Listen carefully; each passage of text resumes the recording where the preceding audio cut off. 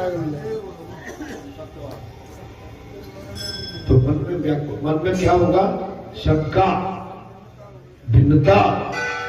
जब भिन्नता पैदा, शंका पैदा होती है, हमने जो कमाई की थी वो खत्म, अब हम जो है महाराज शंका के दायरे में जीने लगे। गोपियों का प्रेम धीरे धीरे बढ़ता ही जा रहा, श्री कृष्ण से मिलना, एक होना। अब पल भर में पल भर का विरह सहा नहीं जाता। अब तो एक पल का विरह सहा नहीं जाता। कृष्ण विरह से वे मूर्छित हो जाती थी।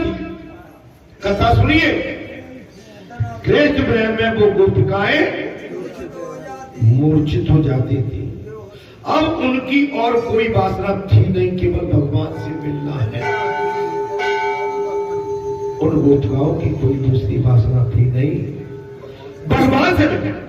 जीव शुद्ध होकर ईश्वर से मिलने के लिए आतुर हो गया। अब रासलीला होगा, अब रासलीला तब होगी रासलीला।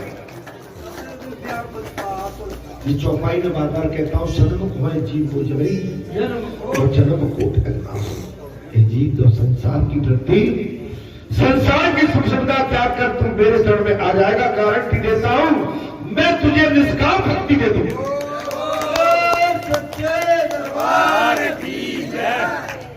निष्काम भक्ति दे दूंगा।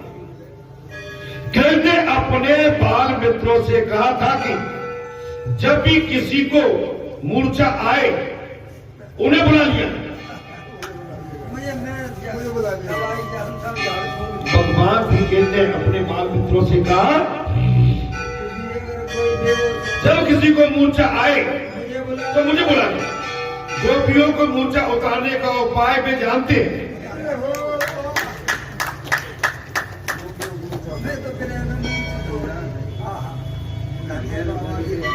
गोपियों का मूर्छा उतारने का उपाय मैं जानता। बोले मूर्छा उतारने का उपाय महाराज? बोले मैं जानता हूं। गोपियों के मन में और प्राण उन्हीं में। गोपियों के मन में क्या है? कृष्ण कृष्ण कृष्ण, प्राण उन्हीं में बसे। गोपियां मूर्छित हुई तो गोपियां मूर्छित हुई तो कन्हैया को बुलाया गया महाराज। जब गोपिकाएं मूर्छित हो गई, बाल गोपाल कन्हैया को बुला ले। वे समझ गए कि गोपियों का प्रेम भाव बढ़ता जा रहा।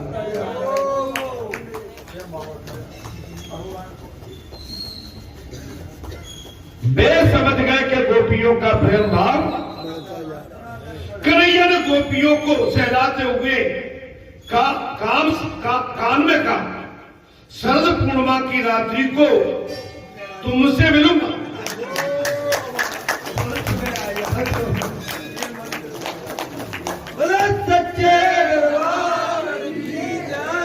भगवान श्री कृष्ण वहां पहुंच गए हैं और गोपिकाओं को सहलाया, उन पे हाथ फेरा है और धीरे से कान में कह दिया, तुम चिंता मत करो, शरद पूर्णिमा की रात्रि को मेरा तुम्हारा मिलन।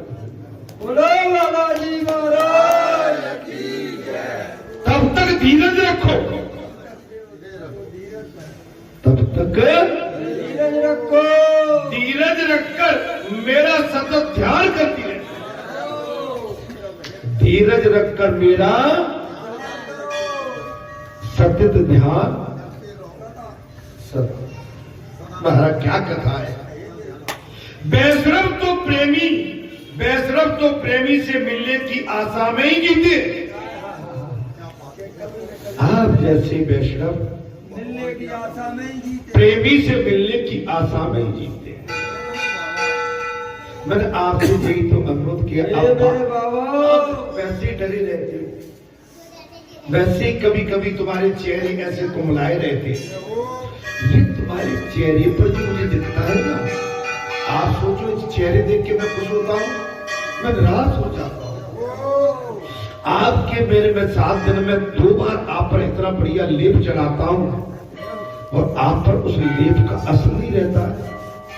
आप ब्यूटी पार्लर में जाके खुश होके आते हो और मेरे पार्लर में आके आप भजन लेके खुश नहीं रह पाते हो। मेरे भजन रूपी स्थान में आप खुश नहीं रहते हो। डरे डरे से, दुखे दुखे से, तके तके से, अब चेहरे पे से हटा लो, लपट क्यों रही है? अरे बांध रहा है तो ऐसे बांध लो, हम बांध देते से। अरे मौत तो पूरा दिखा दो भाई, मौत दिखा भी कि दिखाओ नहीं लगती हो तो बता दो। जो मुंह बांधा बूंदी तो रोड पे मैं देख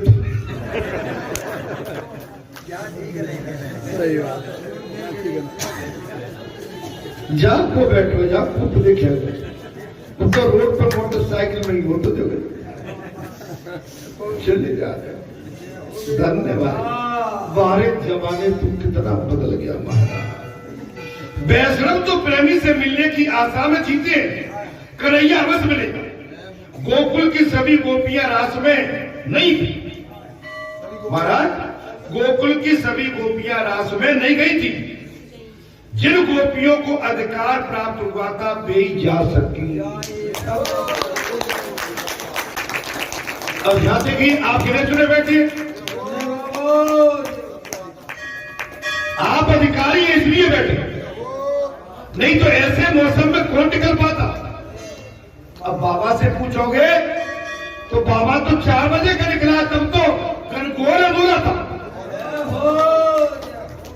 अब तो 11:15 बजे, 4 बजे मैं इधर कुछ दिख रहा था, मैं सामने। जब लगन आपको लग जाएगी तो उस दिन आपको सच्चा प्रेम और कृष्ण की लीला भी आपको मिल जाएगी। महाराज, युवा अवस्था से ही भक्ति का रंग लगाना चाहिए।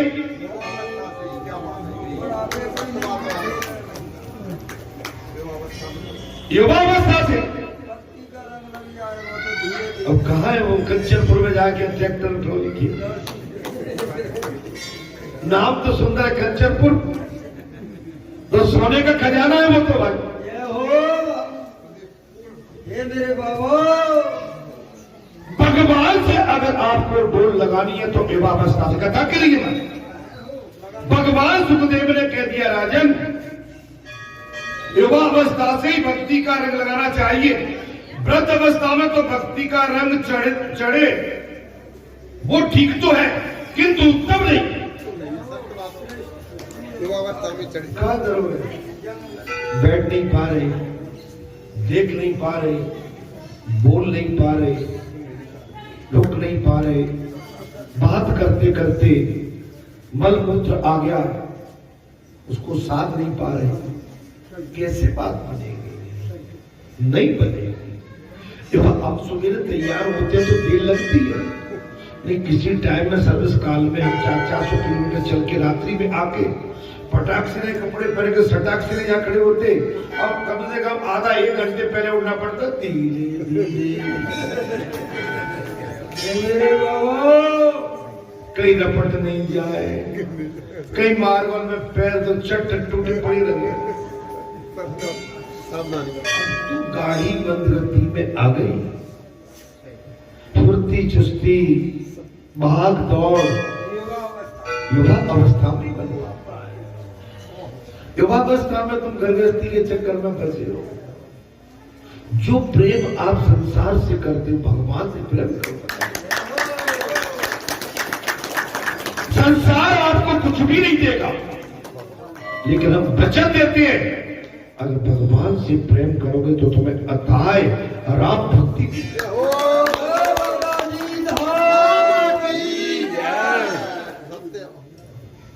आप समझिए आप कहां टूटे हुए। गणित स्वार्थी नहीं होना चाहिए, गणित निस्वार्थी। अगर निस्वार्थ है और गणित हमने स्वार्थी बना के रखा है तो काम। मैं तो बड़ी आपसे बड़ी विनयपूर्वक भाव से कह रहा हूं महाराज, अच्छा व्रत अवस्था में भक्ति नहीं हो पाती। कथा में बात आ गई, कथा में बात आ गई, वृद्ध अवस्था में भक्ति नहीं होती, उसे युवावस्था के काम सुखों का स्मरण सताता रहता है। अब युवावस्था का सुख याद आती रहती है, याद आ सत्य बात यही है। महाराज भगवान सुखदेव ने कहा, राजन वृद्ध अवस्था में यदि अंदर से भक्ति उत्पन्न न हो पाए तो दूसरे की टीका टिप्पणी करने की रह जाता है। भक्ति उत्पन्न नहीं हो पाए तो अगर भक्ति उत्पन्न नहीं हो पाई तो वृद्धावस्था में दादी और कुछ बैठ के दूसरे की खाल दूध और प्याज जैसे छिलके उतारते रहते। सही बात है, सत्य बात है, भक्ति नहीं हो पाए। भक्ति नहीं। परायों की दूसरे की रहन सहन पर गृहस्थी द्वार आदि की चूं चप्पड़ करते रहते हैं। पढ़ाई के ऊपर आगे बात बोल। दूसरे के पे आगे बात, सही बात है। अब हमने तो बोली कि दादियों बच्चों दूसरे के बच्चे अगर जो दादी जी मैं विशेष रूप से कह रहा हूँ बच्चों इससे हमेशा इनसे बचना चाहिए। आप इनसे बचो। आप बड़े भाग्यशाली हो कि आपको भगवान का द्वार आपके घर पे आ जाए। जब भी स्त्रियां एक दूसरे से मिलती हैं तो पति संतान बहू कपड़े लत्ते आदि की बातों में लगी रहती है। जिन बाबा के सत्य बात है। भैया मैं भी कह रहा हूँ भगवान सुखदेव ने कहा, राजन आज घोर कलयुग में जब भी माताएं स्त्रियां एक दूसरे से मिलती है तो पति संतान बहू कपड़े लत्ते आदि के बातों में लगी रहती है। जो भक्ति के रंग में रंग जाते हैं वे ऐसी फालतू बातें नहीं करते।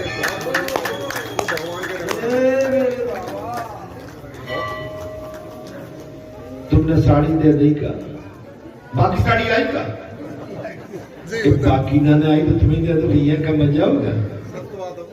बाने ऐसा करो का ए भैया तू तातमन्ना मदो तुम कर दो भाई बाहरी माता और जित वाली किताब बड़ी।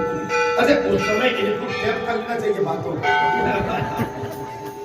सुन लो सब लोग, जब इस तरह की बात करें तो टैप करके मेरे पास ले आकर उन्हें खोल के करो।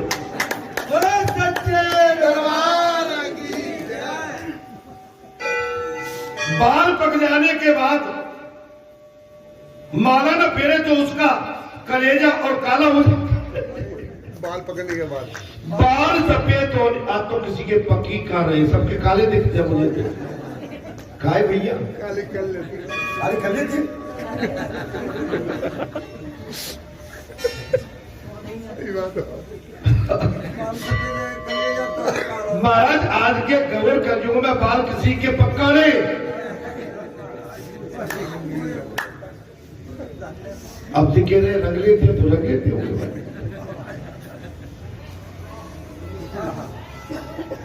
देखिए कथा कह रही है बाल पक जाने के बाद माला न फेरे तो उसका कलेजा और काला हो जाता है। बाल के साथ कलेजा उजला न हो सके ये बड़ा दुख की बात है। आपके बाल सफेद पड़ गए और फिर भी आपके कलेजे में न मिठास है, न भगवान का भजन है, न कीर्तन है, संकीर्तन है, न माला फेरना है, न सीताराम करना है, न राधे श्याम करना है और एक दूसरे की खींचातानी में बहुत दुख की बात, बड़े दुख की बात है, सत्य बात है, बड़े दुख की बात। अब देखो आप कहते ही ऐसी आगे सत्य बात है। आप तो अगर जी कथा कहने जाएंगे तो पूरी बंद कर दो। बढ़िया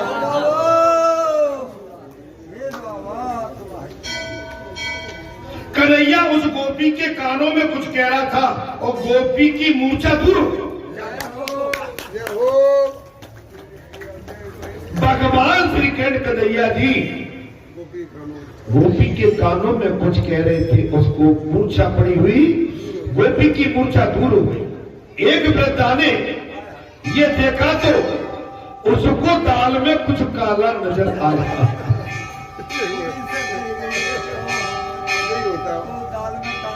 समझ लो कन्हैया ने जब उस गोपी के कान में कुछ कहा, मंत्र दिया तपस्या साधना का, तो वो बूढ़ी माँ ने देख लिया, दादी ने। वो दादी बूढ़ी माँ बोली कि जी लाला और लाली बिल्कुल यौवन अवस्था में कुछ न कुछ दाल में काला नजर आया। मुझे ये मंत्र जानना होगा। मंदिर जानना होगा। जानबूझ के अब मैं क्या करूं?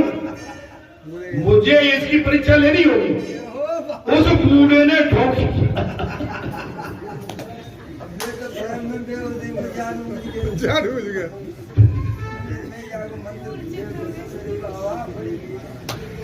माने वो बूढ़ी दादी ने देखा कि भाई दोनों युवावस्था में कन्हैया ने एक गुटका के कान में कुछ कहा, उसकी मूर्छा दूर हो गई। और ये दृश्य जो एक बूढ़ी दादी ने देख लिया तो बूढ़ी दादी ने कहा कि कोई दाल में काला है। तो ये मंत्र को मैं भी जानना चाहती हूँ कि इनकी मूर्छा दूर कैसे हो गई। उस बूढ़े ने ढोंक किया, उस बूढ़ी दादी ने ढोंक किया। घर का काम करते करते जानबूझकर जमीन पर जानबूझ के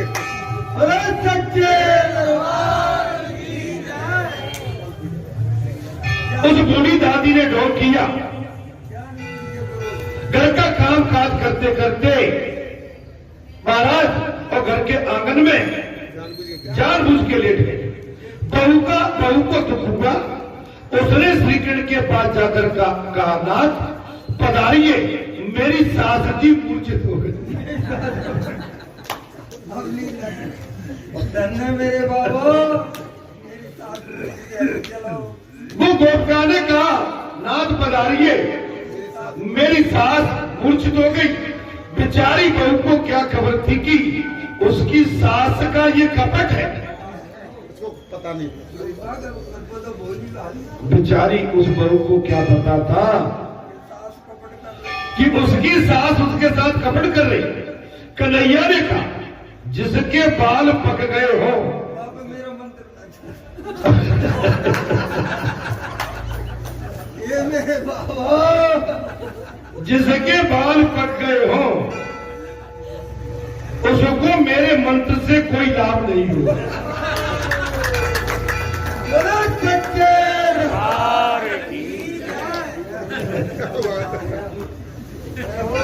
कन्हैया ने साफ कह दिया कि जिसके बाल पक गए हो उस पर मेरा मंत्र नहीं चलेगा। महाराज सो मैं नहीं जाऊंगा। किंतु गोपी ने बड़े प्रेम से आग्रह किया तो वे इनकार न कर सके। कन्हैया ने वृद्ध का निदान किया कि इस बूढ़ी के सर पर भूत सवार सवार है, सही बात है। शंका का भूत सवार है, शंका का भूत सवार है। बोले इसके सर पर भूत सवार हो। महाराज किंतु चिंता न कर, मैं भूत उतारने की विद्या जानता हूं। वो भी जानता, वो भी जानता। बूढ़ी दादी के सर पर भूत सवार है। वो भी विद्या जानता। और कन्हैया ने बहू से कहा गोपी चिंता मत करो, मैं भूत उतारना भी विद्या जानता हूं। एक लकड़ी तो सच्चे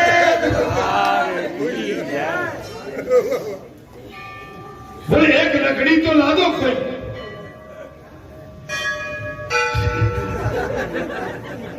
दादी बात सुन ले।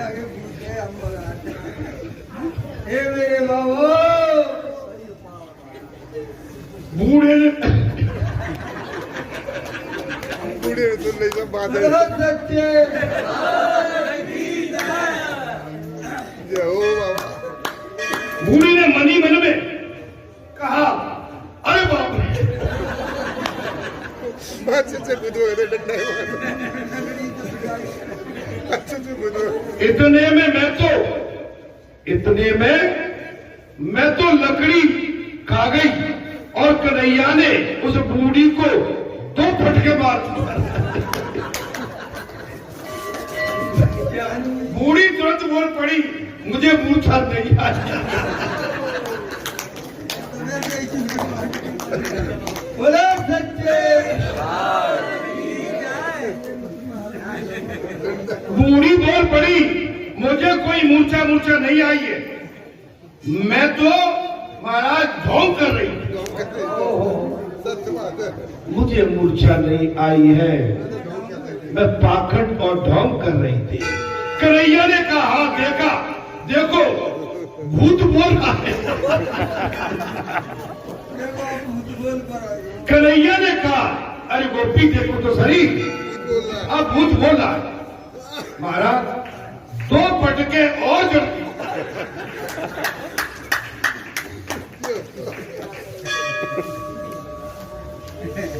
अच्छे बुद्धू है। अब आपको ऐसी कथा कौन सुना है?